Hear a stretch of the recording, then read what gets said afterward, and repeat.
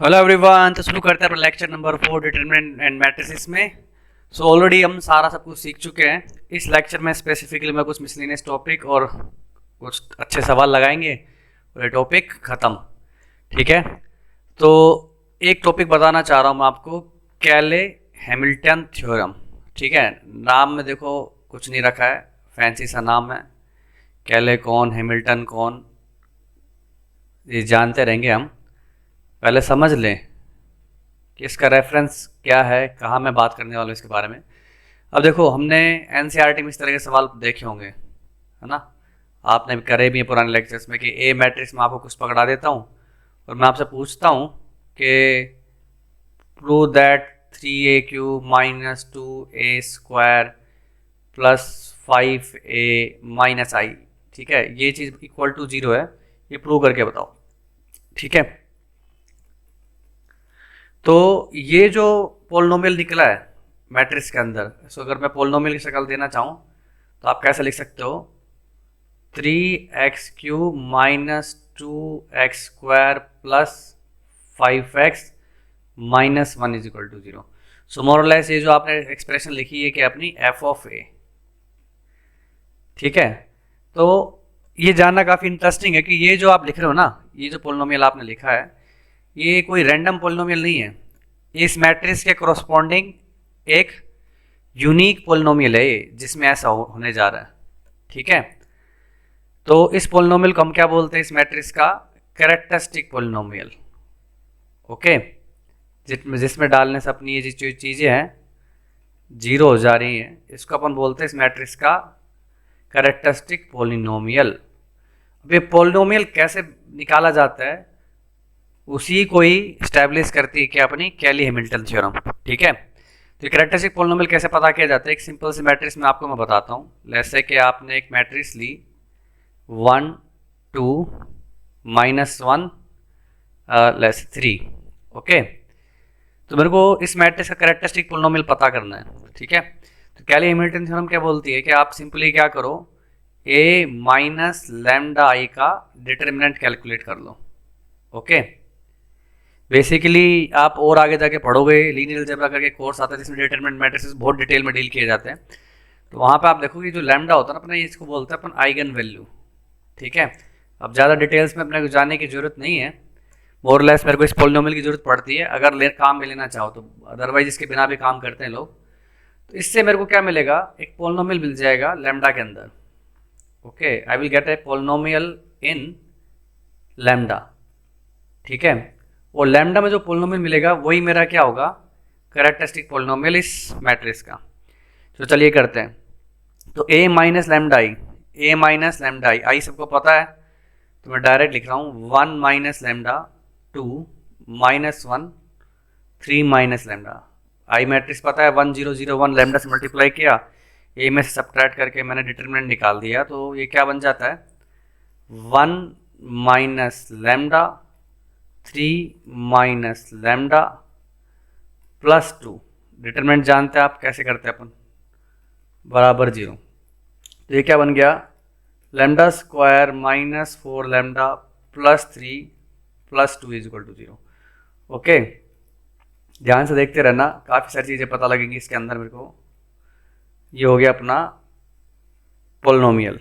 So basically इसको पकड़ोगे तो इस मैट्रिक्स का कैरेक्टरिस्टिक पोलिनोमियल क्या बन गया अपना? ये मतलब अगर मैं इस तरह की चीज़ करता हूँ +5, तो ये डेफिनेटली नल मैट्रिक्स आ जानी चाहिए। चलिए ट्राई करते हैं।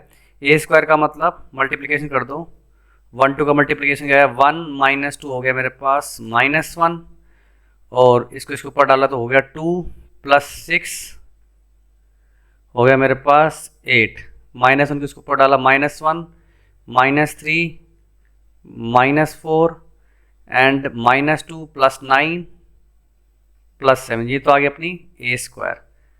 -4 टाइम्स 1 2 -1 3 प्लस 5 आई लगाना है, कांस्टेंट खाली नहीं छोड़ना है, मैट्रिक्स में मैट्रिक्स ही ऐड होती है। सो 5 टाइम्स 1 0 0 1। अब इसको ध्यान से देखो क्या बनता है। मैट्रिक्स बन गया अपने पास -1 -4 -5 +5 नल, 8 -8 +0 नल, -4 +4 +0 0, 7 -4 एंड 7 -4 इंटू 3 करो तो -12 +5, तो 7 + 5 -12 दैट इज अगेन 0। आ गया नल मैट्रिक्स। तो आपको एक बात पता लगेगी नल ये जो कैरेक्टरिस्टिक पोलिनोमियल हमें कैसे निकालना होता है। अब इसकी एप्लीकेशन अपने को सीधी सीधी क्या नज़र आ सकती हैं। अब मेरे को हायर पावर वगैरह निकालनी है, जैसे इस मैट्रिक्स में इसको आराम से कर लिया आपने और आगे जाना है, तो मैं इस तरह से अगर एक्सप्रेस कर लेता तो मैं ए स्क्वायर को लिख पाऊंगा 4a - 5i। तो मेरे को ए क्यूब निकालना है, तो मैं उसको ए स्क्वायर इंटू ए स्क्वायर का वैल्यू वापस रख दूंगा यहाँ पे, तो ए क्यूब भी लीनियर फॉर्मेट में आ जाएगा ना, लीनियर आ जाएगी ए के अंदर। तो इस तरह से एक्सप्रेस कर सकते हो। दूसरा इन्वर्स वगैरह निकाल सकते हो अगर मैट्रिक्स का determinant non zero, non singular matrix हो, इन्वर्टिबल मैट्रिक्स हो, उस केस में। सो अगर मैं इसको ए के इन्वर्स से बहुत साइड मल्टीप्लाई कर देता हूँ तो a square into A inverse हो गया मेरे पास ए इंटू ए इन्वर्स हो गया आई, और 5 आई इंटू ए इन्वर्स ही हो जाएगा। सो डायरेक्टली आप यहाँ से ए इन्वर्स का वैल्यू भी निकाल सकते हो, that is 4i - a and whole thing divided by 5। Okay, इस तरह से चल सकते हो। तो कैरेक्टरिस्टिक पोलिनोमियल निकालना आ गया अपने को, इमीडिएट उसकी दो एप्लीकेशन भी नज़र आ गई हैं, और साथ ही साथ कुछ चीज़ें और ऑब्जर्व कर लेनी चाहिए अपने को। पोलिनोमियल सामने पड़ा हुआ है, दो चीज़ें हैं खास। एक तो देखो इस मैट्रिक्स के सम ऑफ रूट्स और ये डिटरमिनेंट की वैल्यू, समझ रहे हैं आप। तो सम ऑफ रूट्स इस मैट्रिक्स के मेरे को देखो क्या दिख रहे हैं, लेट्स से कि ये λ1 λ2 दो वैल्यूज हैं। सो सम ऑफ रूट्स, दो basic rule, sum of roots कितना आ रहा है अपने पास 4। ऑब्जर्व करो 4 क्या आ रहा है, ये जो चीज़ है अपनी,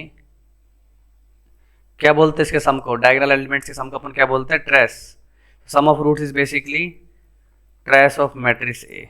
ओके, और ऑब्जर्व करो ये 5 हो गया अपना, तो 5 कैसे आ रहा है, इसका डिटरमिनेंट देखो 3 + 2 5। सो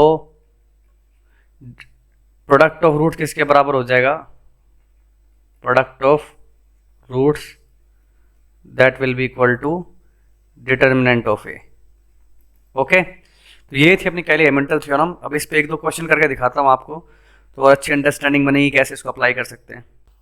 चलिए एक सिंपल सवाल, ए मेरे पास मैट्रिक्स दी हुई है 2 1 -1 1।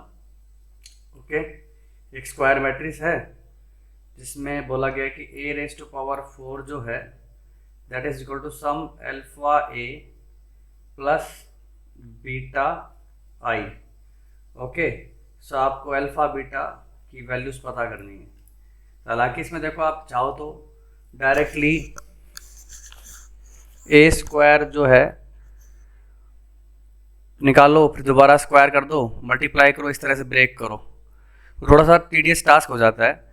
इसी में मगर मैं कैली हैमिल्टन थ्योरम लगाऊं, मतलब अपना कैरेक्टरिस्टिक पोलिनोमियल पता करने की कोशिश करूं a - λi = 0 करके, तो मैं हायर पावर को डायरेक्टली a और i की फॉर्म में एक्सप्रेस कर पाऊंगा, जैसे कि हमारी बात हुई थी। तो हमने लिखा ये क्या बना, डिटरमिनेंट लिखने के बाद 2 - λ 1 -1 1 - λ और इसका determinant. Okay, so this thing becomes 2 - λ into 1 - λ plus 1 is equal to 0। so ये हो जाता है λ² -3 λ plus 2 plus 1 plus 3 is equal to 0। so ये आ गया कैरेक्टरिस्टिक पोलिनोमियल, और यहाँ से हमें बात पता लग जाती है कि a² - 3a प्लस 3i की वैल्यू क्या है 0। मतलब a² इज इक्वल टू क्या है 3a - 3i। ओके, ये चीज़ आ गई है, ठीक है, a² is equal to 3a - 3i। तो इसी को आप क्या करोगे, a⁴ निकालने के लिए यूज़ करोगे। तो ये क्या हो गया मेरे पास a² × a², जिसकी वैल्यू मैं रख सकता हूँ क्या 3a माइनस 3i का होल स्क्वायर, तो that thing is 9a square plus 9i minus 18a। अब a स्क्वायर को वापस रिप्लेस कर दो किससे, 3a minus 3i plus 9i minus 18a। So basically ये क्या हो गया मेरे पास, 27a minus 18a that is 9a minus 27i plus 9i that is minus 18i। Okay, तो कंपेयर करने पे दिख रहा है अपने को अल्फा की वैल्यू 9 है और बीटा की वैल्यू माइनस 18 हो जाती है। ठीक है, अब देखो ये कैरेक्टरिस्टिक पोलिनोमियल निकालने के बाद कितना आसान हो गया मेरे लिए। अदरवाइज आप स्क्वायर करते वो तो आप कर पाते, पर इसको इस तरह के फॉर्मेट में ब्रेक करके कंपेयर करना पड़ता, इक्वेशंस बनानी पड़ती, तो काफ़ी इजीली मैनेज हो गया ये। ऐसा ही एक और सवाल और करते हैं। ए मैट्रिक्स है मेरे पास, अब एक 3x3 की मैट्रिक्स ले लेते हैं। ए मैट्रिक्स अपने पास 1 2 0 2 -1 0 एंड 0 0 -1। ओके, मेरे को बोला जा रहा है कि जो ए इनवर्स है that is equal to some k times A inverse A square plus m times A plus n times I. Okay, तो मोर लेस आप क्या करो, के एम एन सबकी वैल्यू निकाल दो। तो अपन ने देखो क्या किया था, अभी थोड़ी देर पहले हमने इन्वर्स निकालना सीखा था कैरेक्टरिस्टिक पोलिनोमियल से, तो कुछ वैसा ही मैं करने वाला हूँ इसके लिए भी सेम। तो हम क्या करेंगे, सबसे पहले से कैरेक्टरिस्टिक पोलिनोमियल निकालते हैं। तो वो क्या बनेगा मेरे पास, a माइनस लैम्डा ई का det 0 that is 1 minus lambda 2 0 2 -1 minus lambda 0। अब अच्छी बात है कि ऑलरेडी बहुत सारे ज़ीरो हैं, तो मैं किसी भी रो या इस तीसरे कॉलम के अलोंग एक्सपैंड कर देता हूँ, इसी के अलोंग एक्सपैंड कर दो। तो ये क्या हो जाता है, -1 माइनस लैम्डा टाइम्स, ये क्या हुआ, मल्टीप्लाई किया तो अपन ने क्या बना, 1 minus lambda -1 minus lambda -4 is equal to 0। ठीक है, तो ये हो गया मेरे पास लैम्डा प्लस 1, यहाँ पे हो जाएगा मेरे पास लैम्डा -1 लैम्डा प्लस 1, सो हो गया ये lambda square -5 is equal to 0। Multiply कर दो इसको तो ये हो जाता है लैम्डा क्यूब। ठीक है, लैम्डा क्यूब और तो कहीं से आएगा नहीं, और plus lambda square -5 lambda -5 is equal to 0। तो ये मेरा आ गया क्या, कैरेक्टरिस्टिक वेक्टर। इजी। सो यहाँ से आपको पता लग जाता है कि आपका जो कैरेक्टरिस्टिक पोलिनोमियल मैट्रिक्स को लेके बनेगा वो क्या बनेगा, A cube plus A square -5a -5 I is equal to 0। So इस पूरी इक्वेशन को अगर ए इनवर्स से मल्टीप्लाई कर दिया जाए, A cube into A inverse मेरे पास हो जाएगा ए square plus a -5i -5 A inverse. So मेरा ए इनवर्स नज़र आ रहा है आपको, ए इनवर्स हो गया अपने पास 1/5 ए स्क्वायर प्लस a -5i। ठीक है, कंपेयर कर सकते हो, k का वैल्यू आ गया अपने पास 1/5, m का वैल्यू भी कितना आ गया 1/5 एंड n का वैल्यू आ गया मेरे पास -1। इजी। तो इस तरह से इसका यूज किया जा सकता है। अब एक लास्ट सवाल करते हैं, और इस ऐसा सवाल हमने ऑलरेडी किया भी हुआ है। ठीक है, हायर पावर्स को लेके, तो रिवाइज भी हो जाएगा। देखिए 1 2 a 0 1 4 0 0 1, ये अपनी कोई स्क्वायर मैट्रिक्स है थर्ड ऑर्डर की। और एक चीज़ आप ऑब्जर्व कर रहे हैं, जितना मैट्रिक्स का ऑर्डर है उतनी डिग्री का पोलिनोमियल आता है, ठीक है, ऑब्वियस सी बात है। इसकी जो ये मैट्रिक्स दी हुई है मेरे को A, and we are given that A raise to power n जो है that is equal to 118 2007 0 1 36 0 0 1। Okay, so मेरे को ए का वैल्यू भी निकाल के बताओ और एन का वैल्यू भी निकाल के बताओ। अब देखो, मैंने इस तरह के सवाल अपने मैट्रिक्स मल्टीप्लिकेशन बेसिक प्रॉपर्टीज देख रहे थे तो मेरे को ये हिस्सा काफ़ी फैसिनेटिंग लगता है, आइडेंटिटी मैट्रिक्स से काफ़ी मैच कर रहा है।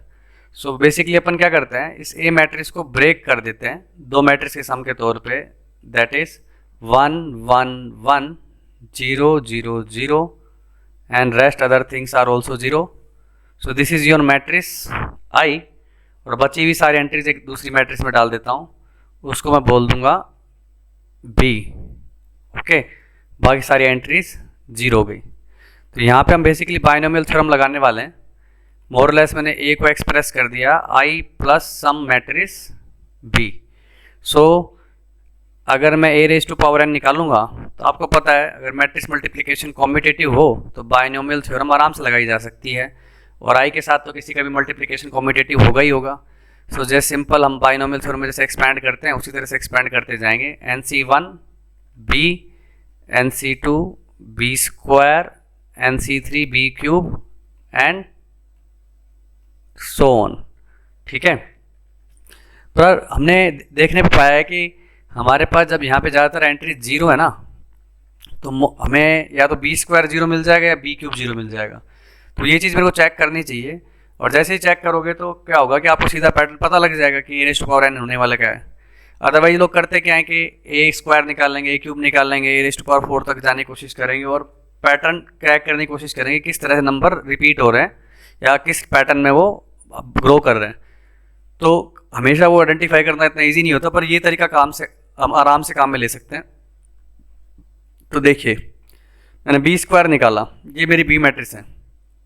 ओके, सो बी स्क्वायर क्या आएगा मेरा, बी को बी से करना है ना, रो को उठा के कॉलम पे डालते जाओ।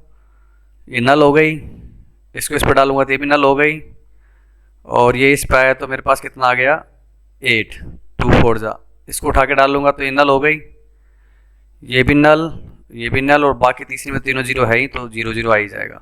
सो बी स्क्वायर तो नल नहीं हुई, पर देखो 0 कितने ज़्यादा बढ़ गए हैं, तो डेफिनेटली बी क्यूब जरूर 0 हो जाएगी मेरी। रो बाई अलग अलग रो को उठा के कॉलम पे डालोगे, तीनों 0, यहाँ पे भी तीनों 0, और ये 0 8 पाएगा तो ये भी 0 ही हो जाएगा, और बाकी सब तो नल है ही सही। तो बी क्यूब मेरी क्या हो गई, नल मैट्रिक्स। सो ये कितनी आराम से हमने क्रैक कर लिया कि मेरा जो A raise to power n है, this thing is basically I plus n B plus NC2 B square. तो बी स्क्वायर आपके सामने पड़ी हुई है, आई सामने पड़ी हुई है, बी सामने पड़ी हुई है, तो मैं लिख देता हूँ इसको। फर्स्ट एंट्री तीनों का सम उठाऊंगा मैं, तो दैट इज 1 itself। दूसरे में मेरे पास क्या आ रहा है, यहाँ पे नल है 2 इंटू एन, और यहाँ पे भी नल ही है तो 2n हो जाएगी। तीसरी entry a into n, Na plus NC2 into B square की एंट्री क्या है 8 है, ठीक है, ये थर्ड एंट्री होगी अपनी। बाकी तो ये 0 है, ये 1 है, ठीक है, और बी के अंदर ये मेरी क्या बनेगी 4n, है ना। ये क्या आ रहा है अपने पास, बी मैट्रिक्स को n से मल्टीप्लाई करो ना, ऊपर के तो सेट कर चुके हो, ये 1 ही आएगी, सब 0 ही है, ये 4 इंटू एन। बी स्क्वायर को अब देखने की जरूरत नहीं है, फटाफट बढ़ते जाओ। अब तो बाकी सारी एंट्री बी में भी 0 ही है, तो मैं सीधा सीधा आई की एंट्री लिखूंगा। तो ये आ गया मेरे पास ए रेज टू पावर एन। अब इसको कंपेयर करना है इनके साथ, तो 1 0 0 1 1, ये तो वाला नीचे का हिस्सा तो आपको दिख ही रहा है साफ साफ, ऊपर से उठा के कंपेयर करो तो इक्वेशंस बनना स्टार्ट हो जाती है मेरे पास। 2n is equal to 18, so n तो पहले ही आ गया 9, okay, and Na plus NC2 into 8, this is equal to 2007 and 4n is equal to 36, उससे 10 4 आ ही रहा है, 9 आ ही रहा है आपके पास। तो डायरेक्टली इसमें रखना स्टार्ट करो, n A that is 9a plus NC2, 9C2 हो गया मेरे पास 36, 9 into 8 upon 2 into 1 into 8 is equal to 2007। थोड़ा सा सिंपल कर लिया जाए काम, कैंसिल कर देता हूँ 9 से पहले ही 4, ये कितना हो गया मेरे पास 2 अगेन 2 2 2 3, तो 8 4 हो गया अपने पास 32। सो ए का वैल्यू कितना आ गया 223 माइनस 32 दैट इज 191। ठीक है, तो ये कुछ सवाल थे हमने हायर पावर से रिलेटेड सोल्व किए। सो आई होप आपको मजा आया होगा, और आप कुछ सवाल देखते डिटरमिनेंट और मैट्रिसेस पर, चैप्टर कंक्लूड करते हैं फिर। चलिए एक सिंपल सा सवाल आपके लिए। हमारे पास ए एंड बी दोनों भाई थर्ड ऑर्डर की मैट्रिक्स हैं, ओके, और determinant of A is given as -2, determinant of B is given -+1, and we need to find out determinant of A inverse into adjoint of B inverse and adjoint of twice of A inverse। सो अगर किसी को determinant, adjoint, inverse वगैरह की property याद ना हो तो थोड़ा सा रिवाइज करवा देता हूँ यहाँ पर, इस सवाल को करने के लिए रिक्वायर्ड होंगी।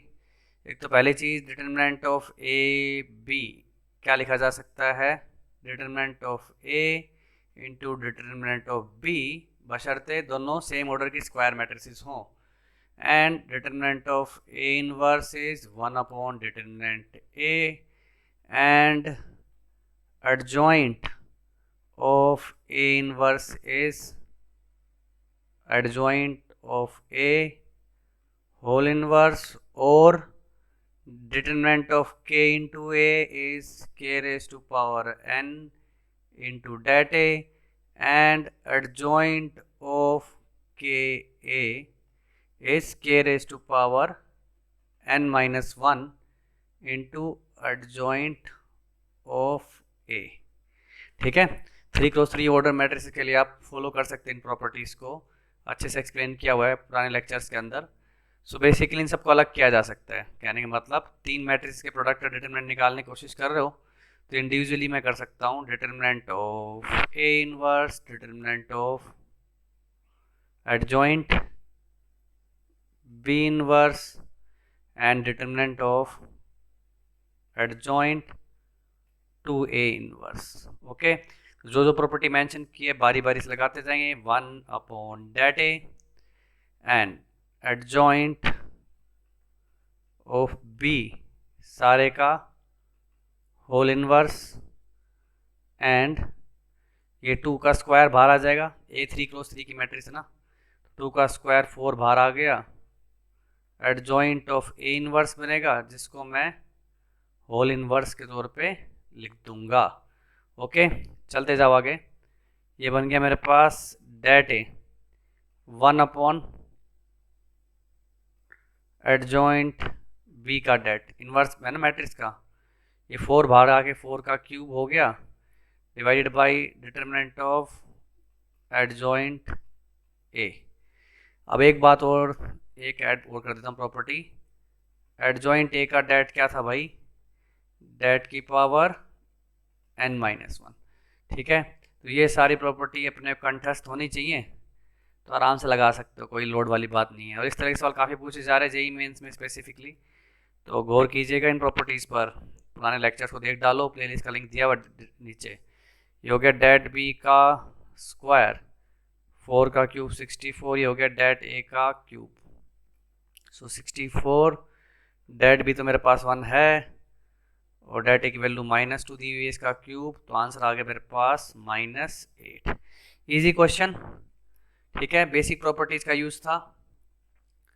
एक और सवाल देखिए, हमारे पास एक मैट्रिक्स दी हुई है A, okay, so that is A 2 1 0 b 0 and 0 -3 c, okay, where A B C जो है एक क्यूबिक है, उसके रूट्स हैं, और क्यूबिक क्या है अपनी x³ -3 x² + 2x - 1 = 0, ठीक है। ये भी इसके रूट्स हैं, तो इसमें कोई किसी को प्रॉब्लम नहीं है। और आगे बताया गया है कि हमारे पास मैट्रिक्स बी इस तरह से है, ये मैट्रिक्स दे रखी है, B is such that A B = B A, commutative है प्रोडक्ट दोनों का, और साथ के साथ बता दिया गया आपको दैट a + b -2y जो है ये नल मैट्रिक्स नहीं है, और a² - b² that is equal to 4i - 4b, okay. So इतनी सारी इंफॉर्मेशन से आपको पता करना है कि डेट बी की वैल्यू क्या होगी, ठीक है। तो ये सारी चीज़ें मैं यूज़ करूँगा, रूट्स हैं, ओके, कॉम्यूटेटिव है तो ये अलजेब्राइक आइडेंटिटीज लिखने का काम आ सकता है। यहाँ पे आ जाते हैं अपन सीधा पहले, तो a² को मैं लिख सकता हूँ क्या, b² - 4b + 4i, तो ये नज़र आ रहा है मेरे को क्या, b - 2i का होल स्क्वायर, सो कंबाइंड तरीके से लिख देते हैं इसको, a² - b - 2i सारे का होल स्क्वायर = 0। तो जैसा कि थोड़ी देर पहले अपन ने देखा था, कॉम्यूटेटिव दिया हुआ है तो मैं इसका आइडेंटिटीज भी यूज़ कर सकता हूँ, सिंपल अलजेब्रिक आइडेंटिटी की तरह काम में ले सकते हैं, a² - b² वाली प्रॉपर्टी लगा दी, तो ये बन जाएगा मेरे पास a + b - 2i, okay, a - b + 2i, a + b a - b = null matrix. अब देखो मैट्रिक्स के अंदर जो प्रोडक्ट होता है, दो नॉन जीरो मैट्रिक्स का प्रोडक्ट भी अपने पास नल आ सकता है, ठीक है। लेकिन यहाँ पे एक चीज़ एम्फेसाइज करके दी हुई है कि ये जो मैट्रिक्स ये तो नल है ही नहीं, ठीक है, ये तो नल नहीं है, this is not equal to null matrix. तो मेरा क्लेम यहाँ पे ये है कि पक्की बात है ये वाली मैट्रिक्स तो नल होगी ही होगी। अब इस चीज़ को कैसे स्टैब्लिश कर सकते हो, मान लो इफ़ ये मैट्रिक्स में नल ना लूँ, सपोज करो कि ये मैट्रिक्स मेरी कोई है सी, इसको सी बोल देता हूँ, this is not equal to null matrix, तो there must exist C inverse, है कि नहीं, और मैं बोथ साइड सी इनवर्स से मल्टीप्लाई करूँगा, तो ये जो मैट्रिक्स है दैट विल बिकम, ये सी इंटू सी इनवर्स आई हो जाएगा, और नल इंटू एनी मैट्रिक्स नल ही आता है। तो मोर और लेस अगर आप ऐसा लेते हैं तो फिर क्या होगा, इन दैट केस आपकी ये जो मैट्रिक्स है इसको डी बोल दो अगर, तो ये नल हो जाएगी प्रूव, जो कि गिवन नहीं है, है ना, अपने को नॉन जीरो बताया गया है, इसलिए इस मैट्रिक्स का नल होना अति आवश्यक है, ठीक है। तो इससे अपने को ये पता लग गया कि भाई a - b + 2i जो है ये 0 के बराबर है ही सही, सो b जो है वो क्या है अपना, b = a + 2i, कोई दिक्कत। अब इसका मैट्रिक्स का डिटरमिनेंट निकालना है, तो मैं a मेरे सामने पड़ी हुई है तो पहले मैं इसको लिख लेता हूँ, a + 2i मेरे पास क्या हो जाएगी matrix, a + 2 2 1 0 b + 2 0 0 -3 c + 2, okay. अब इसका मेरे को लेना डिटरमिनेंट, डिटरमिनेंट ले लो आप, डेट भी क्या हो जाएगा अपने पास, फर्स्ट कॉलम के लॉन्ग एक्सपैंड कर दूं तो ये बन जाता है मेरे पास a + 2 b + 2 c + 2, ठीक है। अब ध्यान से देखो, हमें एक मैट्रिक्स दी हुई थी, एक पोलिनोमियल दिया हुआ था x³ - 3x² + 2x - 1, है ना, x³ - 3x² plus 2x minus 1 is equal to 0, जिसके रूट्स बताए हुए थे। तो अगर मेरे को रूट्स पता है, लीडिंग कोफिशिएंट इसका 1 है, तो इस पॉलिनोमियल को मैं क्या लिख सकता हूँ, x माइनस ए, x minus B, x minus C, है कि नहीं। इस पॉलिनोमियल को ऐसा लिखा जा सकता है। सो अगर मैं इसमें -2 डाल दूं, x की जगह -2 डाल दूं, तो क्या बनेगा, -2 माइनस ए -2 माइनस बी -2 माइनस सी, और -2 पे इसकी वैल्यू कैलकुलेट कर ली जाए तो ये आ जाता -2 का क्यूब, मेरे पास हो गया -8, एंड ये हो गया -12 -13, और ये जो वैल्यू बनेगी मेरे पास बन जाएगी -12। तो कितना हो गया, -25, है ना। 8 और 4 12 और 1 13 और 12 25, -25। तो माइनस कॉमन खींच लो, ये बन जाता है a+2 b+2, 3 ब्रैकेट है तो माइनस यहाँ से भी आएगा, माइनस इसका भी कैंसिल कर दूंगा, तो ये आंसर हो गया मेरे पास 25। इजी। सो डैट बी की वैल्यू कैलकुलेट कर दी अपने बड़े आराम से, 25। ओके, तो आई होप आपको मजा आया होगा इस सवाल करने में। आप 1-2 सवाल डिटरमिनेंट पे और देख लो, फिर खत्म करते हैं इस लेक्चर को। तो चलिए कुछ डिटरमिनेंट पे सवाल भी कर लिए जाएं। हमने मैट्रिक्स पे कुछ सवाल तो कर ही लिए। देखो, गिवन इन्फॉर्मेशन का पैटर्न पकड़ने की कोशिश करना, x1 square plus 2y1 square, ठीक है ना।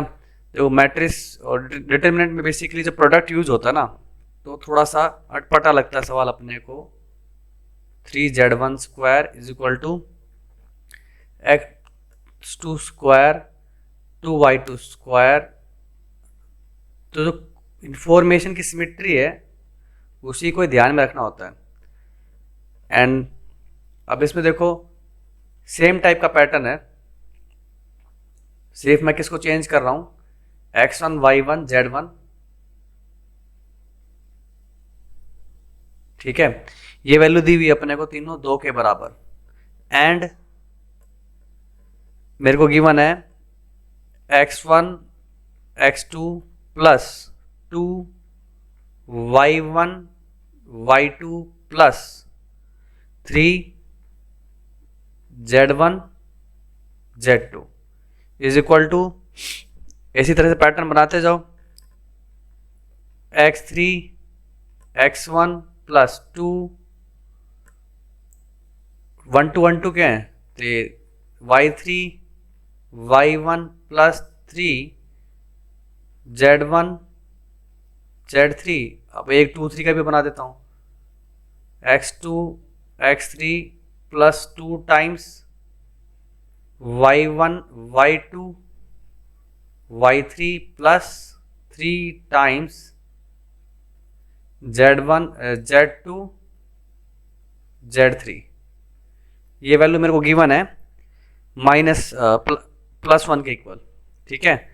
तो मेरे को बोला जा रहा है कि find value of the determinant, find value of the determinant x1 y1 z1 x2 y2 z2। अब देखो इस चैप्टर की जो ब्यूटी है ना डिटरमिनेंट मैट्रिसेस की, ये आपको वेक्टर 3D में और अच्छे से समझ में आएगी, जो इसके बाद मैं कवर करूंगा कि यही सेम इन्फॉर्मेशन को वेक्टर से भी रिलेट किया जा सकता है। ऐसा भी बोला जा सकता है कि x1 y1 z1 एक वेक्टर कॉम्पोनेंट है, ये दूसरे वेक्टर कॉम्पोनेंट है, तीसरे वेक्टर कॉम्पोनेंट है, ठीक है। तो उस तरह से हम रिलेट कर सकते हैं इनको। तब अपने को सोचना होता है कि भाई इसमें डिटरमिनेंट मैट्रिसेस की क्या इंपॉर्टेंस है। अब सबसे पहले तो देखो कि मेरे को ये डिटरमिनेंट निकालना है। जैसा कि इन्फॉर्मेशन दे रखी है मेरे को, ऐसा लगता है कि 2 डिटरमिनेंट के प्रोडक्ट करने से बनी होगी ऐसी टर्म्स, है ना। तो मेरे को चाहिए x1 2y1 3z1। मान लो ये मेरा डिटरमिनेंट a है, ठीक है। तो आप ध्यान से देख सकते हो कि मेरे को 2y1 बनाना है, तो मैं बना देता हूं, ठीक है। पूरे कॉलम को मैंने क्या कर दिया, 2 से मल्टीप्लाई कर दिया सेकंड कॉलम को, और 3z1 बनाना वो भी बना देता हूं, 3z1। ये हो गया मेरे पास x2 2y2 3z2 x3 2y3 and 3z3। मैंने अपनी तरफ से देखो सेकंड कॉलम को 2 से मल्टीप्लाई किया, 3 से मल्टीप्लाई किया थर्ड कॉलम को, तो बाहर मैंने 2 इंटू 3 6 से डिवाइड भी कर दिया। ठीक है, अगर मैं इसको वापस देखो किससे मल्टीप्लाई करूं, इसको x1 से, इसको y1 से, इसको z1 से, तो मेरे पास ये फर्स्ट टर्म बन जाएगी। देख पा रहे हैं आप, ये चीज़ मेरे पास रेडी हो जाएगी, है ना। तो इसी चीज़ को फॉलो करो। तो मैंने a के इंटू में a ही डाल रहा हूँ, बस एक a को थोड़ा मॉडिफाई करके इस तरह से लिख दिया, दूसरा एज इट इज चिपका रहा हूँ। कैसे, x1, और ये बात आपको ध्यान है डिटर्मिनेंट में हम कैसे भी प्रोडक्ट कर सकते हैं, row by row, row by column, column by row, column by column, क्योंकि ए ट्रांसपोज और ए का डिटर्मिनेंट तो सेम ही होता है ना।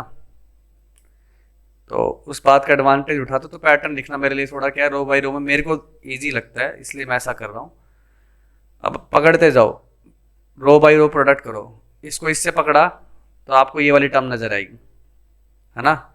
ये जब दूसरे पे जाएगी तो x1 x2, 2y1 y2, 3z1 z2, ये वाली टर्म नजर आएगी।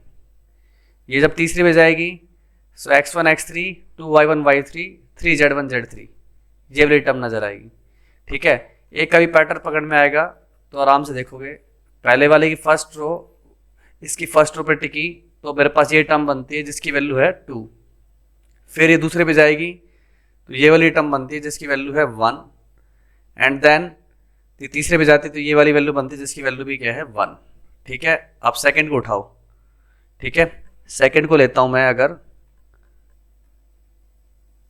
सेकंड को बारी बारी इसको पहले पे चिपकाओगे तो x2 x1 मतलब पहली वाली चीज जिसकी वैल्यू 1 है, दूसरी पाएगी तो क्या बन जाएगी 2, तीसरी पाएगी तो मेरे पास ये वाली बन जाएगी x2 x3, ये भी 1 दे रखी है।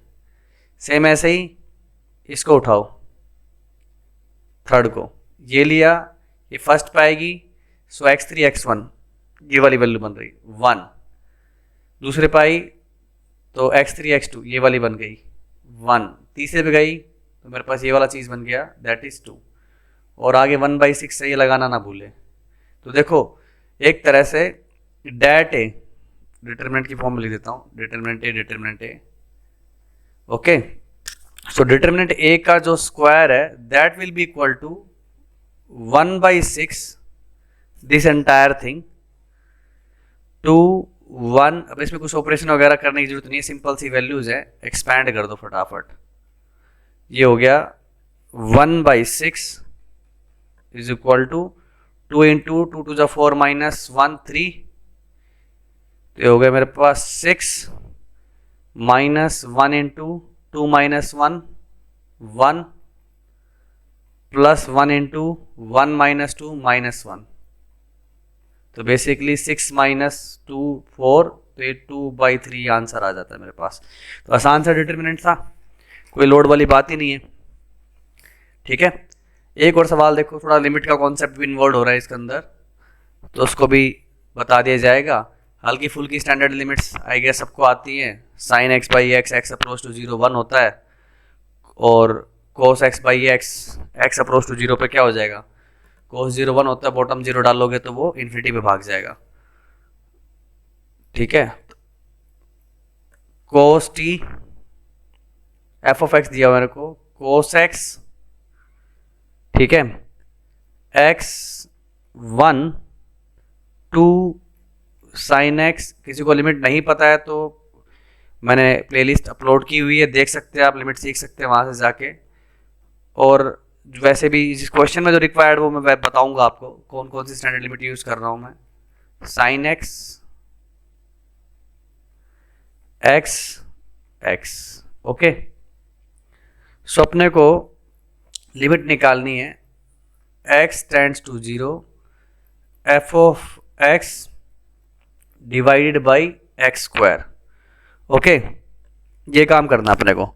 सो पहले तो मैं इस चीज़ को देख लूँ ये क्या बनता है। मैंने लिखा है इसको F of x divided by x square, okay. So that is 1/x square, ये सारा डिटरमिनेंट मेरे सामने लिखा हुआ है एज इट इज। ठीक है, तो अब इसको अपन किस तरह से सेट करें, इस एक x तो इधर चला जाएगा पूरा पूरा, दूसरा x मैं यहाँ डाल दूंगा, ओके। एक्स स्क्वायर है ना, तो अलग अलग कॉलम को डिवाइड कर सकते हो। तो ये मेरे पास क्या बन गया, कोस x और भी अच्छा क्या रहेगा कि cos x बाई एक्स तो इन्फिनिटी की तरफ भाग रहा है ना, दो रो में डालो, है ना, एक एक्स इस रो के अंदर डाल देंगे, एक एक्स को इस रो से डिवाइड करा देंगे, तो मोरलेस ये क्या चीज़ बन जाएगी, cos x x one two sine x by x one हो गया, two x by x two हो गया, एंड ये बन गया मेरे पास साइन एक्स बाई एक्स, ये भी वन ये भी वन। ठीक है, और लिमिट जैसे ही तुम जीरो की तरफ टेंड कराओगे तो cos जीरो वन होता है, और ये स्टैंडर्ड लिमिट का मैं यहाँ पे यूज़ कर रहा हूँ, x goes to zero sine x by x that is one. Okay, तो जहाँ जहाँ जीरो होना होगा वहाँ जीरो हो जाएगा। तो ये जो मेरे पास सीन हो गया, limit x tends to zero f of x by x square, ये क्या हो गया, लिमिट रिजोल्व करने के बाद cos zero one x zero ये हो गया, two sine x by x one होती लिमिट, तो टू हो गया, ये वन ये टू ये वन ये भी वन ये भी वन। तो सिंपली इस डिटरमिनेंट को एक्सपैंड कर दो आप, फर्स्ट क्या लूँगी कर दूँ, plus one into one minus two minus one, तो ये हो गया माइनस वन, जीरो पे कुछ करना नहीं है, and one into two minus one plus one, तो minus one plus one, overall answer भी मेरे पास क्या हो गया, जीरो। ठीक है, सो एट लास्ट एक अच्छा सवाल देख लेते हैं डिटरमिनेंट को एक्सपैंड करने से, उससे ऑपरेशन से रिलेटेड, उसी के साथ ये लेक्चर हम खत्म करेंगे। सो मेरे को एक्सपैंड करना है इस डिटरमिनेंट को और प्रूव करना है, थोड़ा सा लेंदी है पर पैटर्न ऑब्जर्व करना, A x minus B y minus C z A y plus B x and C x plus A z. ठीक है, A y plus B x C x plus A z B y minus C z minus A x and B z plus C y. ठीक है, सवाल थोड़ा सा देखने में लेंदी है, पर अभी जो मैं इसका RHS लिखूंगा उसी से अपने को आइडिया लगाना है कि मेरे को ऑपरेशन किस तरह से फॉलो करने हैं, सी जेड माइनस ए एक्स माइनस बी वाई, और इस पूरी चीज़ को मेरे को बराबर करना है किसके, x square plus y square plus z square into a square plus b square plus c square into a x plus b y plus c Z.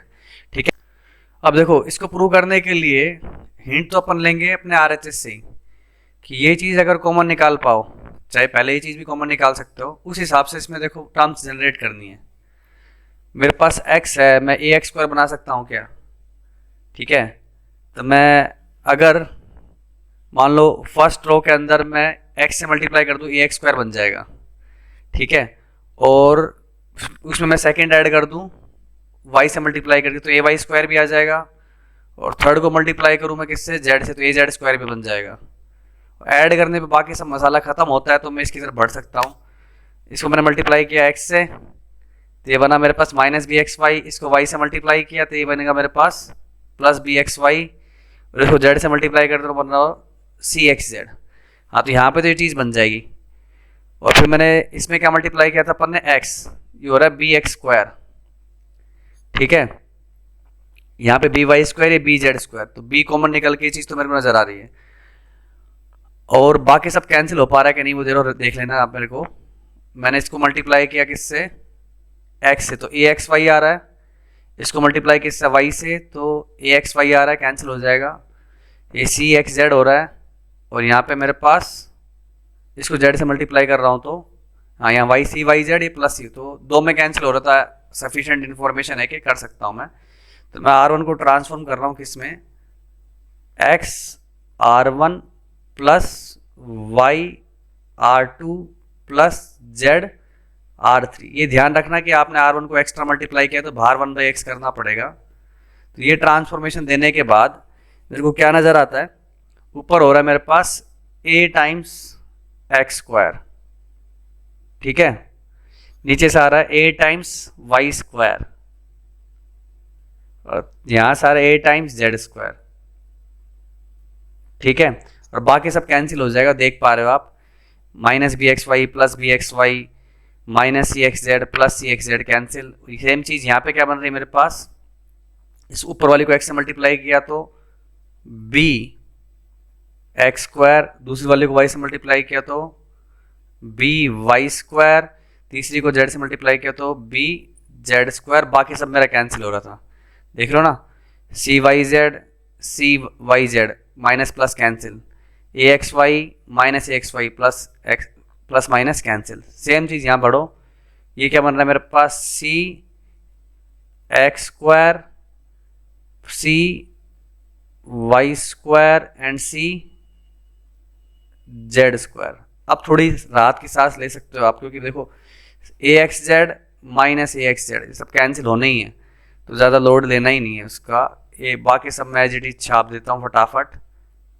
तो बाकी अपने को करना क्या, अगला स्टेप में से x square y square z square को बाहर खींच लूँगा, बी वाई माइनस सी जेड माइनस ए एक्स और c y b z plus सी वाई, क्योंकि देखो इसमें एक सर्टेन पैटर्न में ऑलरेडी टर्म्स सजी हुई होती हैं, तो हमारे लिए ऑपरेशन थोड़ा इजी हो जाता है। तो मैं इस टर्म को बाहर निकाल रहा हूँ, तो ये बन गया मेरे पास x square plus y square plus z square, okay. और अंदर का समान हो गया, डिवाइड बाई एक्स तो पढ़ा ही हुआ है, ए बी सी, ठीक है। बाकी सारी टर्म एज इट इज लिखी हुई हैं, ऊपर से उठा के छाप लोगे, और बार बार लिखना नहीं होता है, बोर्ड वगैरह में तो ऐसे इस तरह के सवाल आते नहीं हैं, तो अपन अंदाज़ा लगा सकते हैं मैं क्या करने वाला हूँ। अब देखो मेरे को ये टर्म तो मिल गई बाहर, इसको बनाने के लिए भी मैं कर सकता हूँ क्या, फर्स्ट कॉलम को आप मल्टीप्लाई करो किससे, ए से, सेकंड को मल्टीप्लाई करो बी से, और थर्ड को मल्टीप्लाई करो सी से, और तीनों को ऐड कर दो, ठीक है। तो मेरे को यहाँ पे दिख जाएगा ए square plus b square plus c square first column के अंदर, और सेकंड में फर्स्ट को आपने किससे मल्टीप्लाई किया, ए से, तो ये बन रहा है मेरे पास ए स्क्वायर वाई, सेकंड को मल्टीप्लाई कर दो बी से तो बी स्क्वायर वाई, और थर्ड को मल्टीप्लाई कर दो जेड से तो बी स्क्वायर जेड भी हो रहा है, मतलब ये सी से मल्टीप्लाई कर दो सी स्क्वायर वाई भी आ रहा है, तो वाई कॉमन आ जाएगा। तो ये सफिशिएंट मोटिवेशन है इसको स्टार्ट करने के लिए। तो मैं क्या कर रहा हूँ, C1 goes to A times C1 plus B times C2 plus C times C3, okay. तो अगेन डिवाइड में A जरूर डाल लेना। तो ये क्या बन गया मेरे पास, x square y square z square divided by हो गया मेरे पास ए एक्स, और ये चीज़ क्या बन रही है अपने पास, इधर हो गया a square plus b square plus c square. ये क्या बन रहा है भाई अपने पास, इसमें ए डाला मैंने तो ए स्क्वायर वाई, इधर बी डाला बी स्क्वायर वाई, इधर सी डाला c square y, so y common a square plus b square plus c square. Automatically मेरा विश्वास ऐसा है कि सब कैंसिल होगा। इसमें आपने देखो ए डाला था तो ए बी एक्स, यहाँ पे बी डाला था तो माइनस का ए बी एक्स कैंसिल हो जाएगा, माइनस बी सी जेड, और यहाँ पे मैंने क्या डाला था सी, तो बी सी जेड ये भी कैंसिल हो गया, तो होना ही है भाई। और ये जो थर्ड चीज़ क्या बनेगी, ए से मल्टीप्लाई कर रहा हूँ ना मैं, तो ये क्या बन गया मेरे पास a square z b square z, और यहाँ पे बन रहा है मेरे पास सी स्क्वायर जेड, तो जेड कॉमन आ गया, और ये बन गया अपने पास again a square plus b square plus c square. बाकी सब कैंसिल होना ही है। देखो यहाँ पे ए डाला था ए सी एक्स, यहाँ पे देखो ए डालोगे तो यहाँ पे सी डालोगे तो ए सी एक्स कैंसिल होना, ज़्यादा लोड नहीं ना, हो जाएगा ये बी सी। बाकी टर्म्स को लिख लेता हूँ, बी वाई माइनस सी जेड माइनस ए एक्स बी जेड प्लस सी वाई, और ये बी जेड प्लस सी वाई यहाँ पे, and c z minus A x minus B y, okay. तो अगेन दूसरी टर्म का भी जुगाड़ हो गया अपने पास, a square plus b square plus c square भी कॉमन आ गया, तो ये डिटर्मिनेंट देखने में क्या हो जाएगा, x square plus y square plus z square divided by a x into a square plus b square plus c square, ये हो गया अपने पास 1BCYZ BY minus CZ minus AX BZ plus CY BZ plus CY CZ minus AX minus BY। Okay, तो कुछ किया जा सकता है क्या इसमें? मैं ये कर सकता हूँ, देखो इन दोनों को जीरो बना दो 1 की हेल्प से, क्योंकि यहाँ पे कुछ टर्म्स कैंसिल हो जाएंगी। तो मैं क्या कर रहा हूँ, R2 goes to R2 minus Y times R1, और इसी तरह से R3 में भी 2 जीरो बना सकते हैं अपन। R3 में भी जीरो बन जाएगा first term, R3 minus Z times R1। ठीक है, तो ये देखने में क्या हो जाएगा, x square plus y square plus z square upon AX a square plus b square plus c square. ऊपर वाले भाई तो सलामत है ही, BC ये हो गया जीरो, ये भी जीरो। अब ऊपर वाले को y से मल्टीप्लाई कर सब्ट्रैक्ट करो तो BY सब्ट्रैक्ट कर रहा हूँ इसमें से, तो ये हो गया मेरे पास माइनस CZ माइनस AX। ठीक है, इसको किससे मल्टीप्लाई किया था मैंने, Z से, तो ये क्या बन जाएगा, BY सब्ट्रैक्ट किया ना इसमें से, तो BY तो कैंसिल हो गया। CZ आने के बाद थोड़ी सी कॉम्प्लिकेशन आ रही, पर आने दो, उससे मेरे को ज़्यादा आई होप गड़बड़ नहीं होनी चाहिए। BZ plus CY minus CZ, नहीं y से मल्टीप्लाई करके सब्ट्रैक्ट करो ना, जस्ट अ मिनट।